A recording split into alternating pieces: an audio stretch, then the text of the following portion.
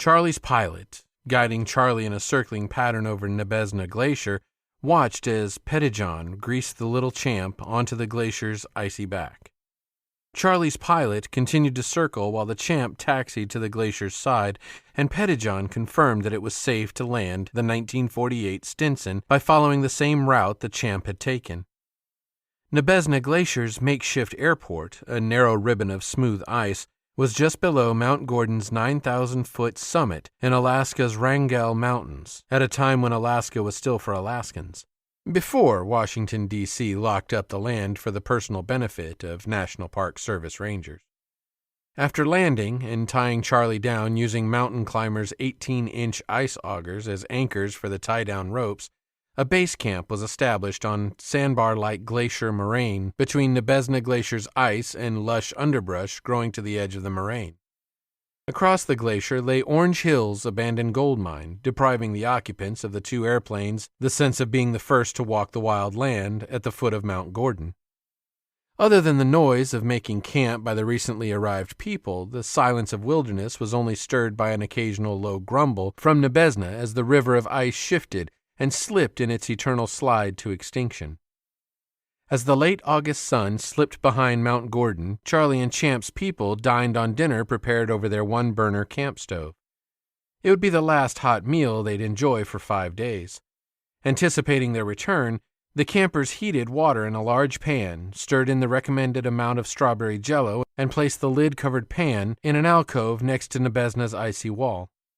Experience told the camp's older sheep hunters that a cold jello treat would be a welcome indulgence after 5 days of chia seed and gorp. During the night, wicked winds from Prince William Sound found their way over the Wrangels and whipped down Nebezna's exposed back. With the arrival of morning, the wind slipped away as dawn's first light allowed Charlie's and Champ's pilots to check on their little birds still tethered to million-year-old ice. The birds were safe, and the ice augers were screwed down a little tighter, taking up the slack created by the night's wind and mildly melting ice. The only casualty, and only a minor one, was that black sand from the moraine had been lifted by the wind and deposited in ample amounts over and in the hunters' gear. By the time the sun crested distant peaks, the hunters were well on their way toward Dall sheep land on the other side of Mount Gordon. Charlie's pilot and Alan, his oldest son, were on their first sheep hunt. For the next 5 days, they wandered the slopes of Mount Gordon in pursuit of a white ram, but none meeting their definition of trophy crossed their path. In late afternoon of the 5th day, they began their descent to Charlie for the return flight to Anchorage and home. About halfway down Mount Gordon, the two hunters made camp and spent the night.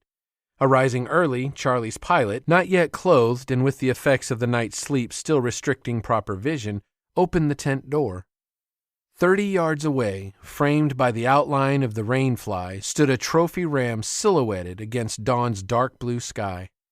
Charlie's pilot's son was rudely awakened as the invention of John Browning boomed from within the tent awning and the big ram completed his life's mission. It was nearly noon before the hunters had completed the tasks of dressing their animal and caping the trophy. Far below, they could see 3 small sheep wander onto a small plateau just before the open area of the mountain turned into alders and brush.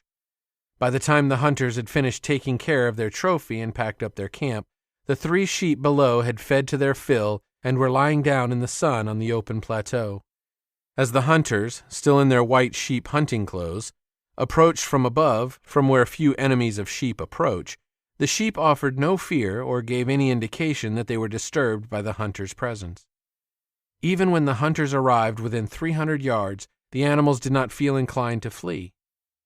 Alan decided to test the theory that sheep have no fear if approached from above by something white and not in a hurry.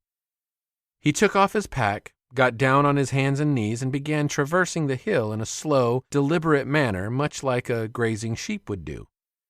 He moved to the right about 30 yards and then back left 30 yards, each time moving a few feet forward toward the reclining sheep. After nearly an hour, Alan had moved to within 30 feet of where the sheep were resting. As the distance closed between Alan and the sheep, the animals began to show some sign of being nervous, and one of them stood up and stared at Alan. Alan had learned not to look them in the eye, so he did not return the stare, but pretended to look elsewhere.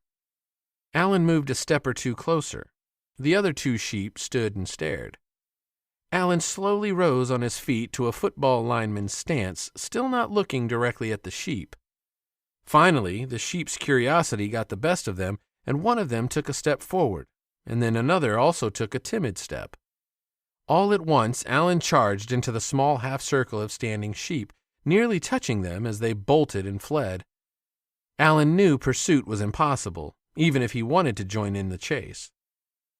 He had accomplished what he had intended to find out. As far as Alan is concerned, giving the right set of circumstances, if required, a hunter in a desperate situation could take an Alaska wild sheep with a spear.